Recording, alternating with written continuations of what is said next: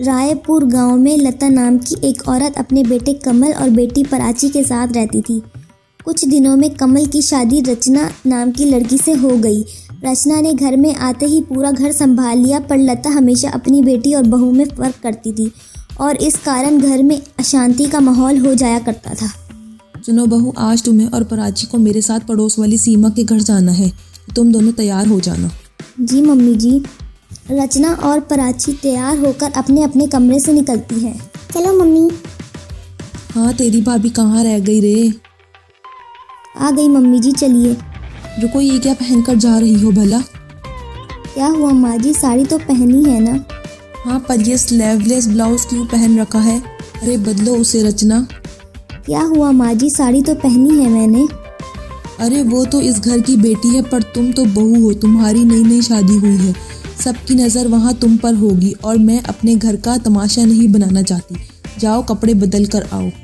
रचना को लता का ये बर्ताव बिल्कुल भी पसंद नहीं आया, पर फिर भी उसने कपड़े बदल लिए और अपनी सास के साथ चल पड़ी।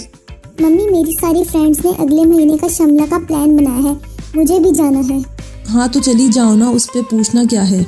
मम्मी जी, वो कल मेरी सहेलियाँ शाम को फिल्म देखने जाने का प्लान बना रही हैं, तो मैं भी जाऊं इनके साथ, बहुत दिन हो गए हैं मिले हुए। अरे नहीं बहू, रात में ऐसे फिल्म देखने में नहीं जाने दे सकती अपनी बहू को। अरे तुम्हें फिल्म देखने जाना है तो कमल के साथ चली जाओ। पर माँ जी, प्राची पे तो शिमला जाएगी ना, इससे तो आपने कुछ नहीं कहा। हाँ तो भाभी, मैं इस घर की बेटी हूँ और आप इस घर की बहू हो। और नहीं तो क्या, तुम्हारा ये ससुराल है रचना, मायका नहीं कि जो जी में आए वो करती फिरो। अब तुम्हारी शादी हो चुकी है। जी मम्मी जी, बहुत बहुत शुक्रिया याद दिलाने के लिए, मैं तो भूल ही गई थी कि मेरी शादी हो चुकी है। रचना गुस्से से अपने कमरे में बैठी होती है और तभी कमल भी ऑफिस से आ जाता है। कमल अपने ऑफिस से परेशान होता है, तभी वो रचना को देखता है तो वो भी गुस्से में बैठी होती है। तुम्हारे घर में बहुओं को इतनी बंदिश क्यों है? प्राची को तुम मम्मी कुछ नहीं कहती, लेकिन मेरी हर बात पर टोकती रहती हैं।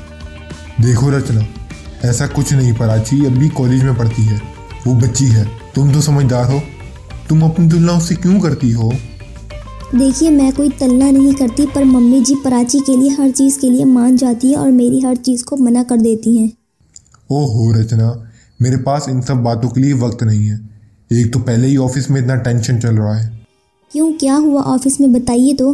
कुछ नहीं हुआ। कमल रूम से चला जाता है। कोई मुझे कुछ समझता ही नहीं इस घर में। अगले दिन कमल ऑफिस से जल्दी आ जाता है। अरे क्या हुआ, आज आप ऑफिस से जल्दी आ गए? कमल परेशान होता है और कुछ नहीं भूल रहा। बता बेटा, क्या बात है, बहुत परेशान दिखाई दे रहा है। भैया, ऑफिस में कुछ हुआ है क्या? अब आप लोग चुप हो जाएंगे प्लीज। ये मेरे बॉस और मेरे बीच काम को लेकर एक झगड़ा हुआ है और गुस्से में मैंने नौकरी छोड़ दी। क्या तू नौकरी छोड़कर आ गया गुस्से में? भैया, कितनी अच्छी नौकरी थी आपकी, अरे कितनी अच्छी सैलरी थी, तो अब आप क्या करेंगे? नई नौकरी ढूंढूंगा, पर इसमें वक्त लगेगा, क्योंकि मेरे बॉस ने मुझे धमकी दी है कि वो मुझे कहीं और अच्छी नौकरी मिलने ही नहीं देगा। आप चिंता मत कीजिए, सब ठीक हो जाएगा। ये लीजिए, पानी पीजिए। देखता हूँ क्या होता है। कमल को कहीं भी नौकरी नहीं मिल रही होती और जहाँ मिलती है वहाँ तनख्वाह कम होती है। कमल बहुत परेशान रहने लगता है, खाने पीने पर भी ध्यान नहीं दे पाता। रचना को ये देखकर बुरा लग रहा होता है। रचना नौकरी करने का फैसला करती है। कमल, मैंने इस नौकरी के लिए इंटरव्यू दिया था, मेरा सिलेक्शन हो गया है। अरे पर तुम क्यों नौकरी करोगी रचना? मैं नौकरी ढूंढ रहा हूँ ना। आप ढूंढिए ना नौकरी, पर देखिए अगर कहीं कम तनख्वाह की भी नौकरी मिल रही है ना, तो आप इसे ज्वाइन कर लीजिए। इसमें हिचकिचाइएगा मत, क्योंकि हम दोनों कमाएंगे तो घर के लिए पूरा पड़ ही जाएगा। लता को रचना का नौकरी करना बिल्कुल पसंद नहीं आता। बहू, तुम ये नौकरी नहीं करोगी? हाँ। क्यों मम्मी जी, ये मेरा भी घर है और इस घर की परेशानियों को हल करना मेरी भी जिम्मेदारी है। कमल की मदद करने के लिए प्राची है, वैसे भी इसका ये आखिरी साल है, 2 महीने बाद इसकी भी नौकरी लग जाएगी। मम्मी जी, आपने अपनी बहू और अपनी बेटी के लिए इतने अलग अलग नियम क्यों बना रखे हैं? क्यों बहू वो सब नहीं कर सकती जो बेटी कर सकती है? मैंने फैसला कर लिया है कि मैं नौकरी करूँगी। ठीक है, जो मर्जी आए वो करो। रचना नौकरी पर जाने लगती है और कुछ दिन बाद कमल को भी नौकरी मिल जाती है। इसकी सैलरी पहली वाली नौकरी से कम होती है, पर रचना भी कमाती है तो दोनों की कमाई से घर अच्छे से चलने लगता है।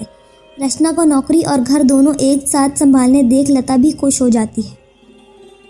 मुझे माफ़ कर देना बहू, मैंने तुझे कभी भी अपनी बेटी नहीं समझा, पर आज मैं कहती हूँ कि तू भी प्राची की तरह मेरी बेटी है और आज से तुम में और इसमें कोई फ़र्क नहीं करूँगी मैं। ये सुनकर सब खुश हो जाते हैं।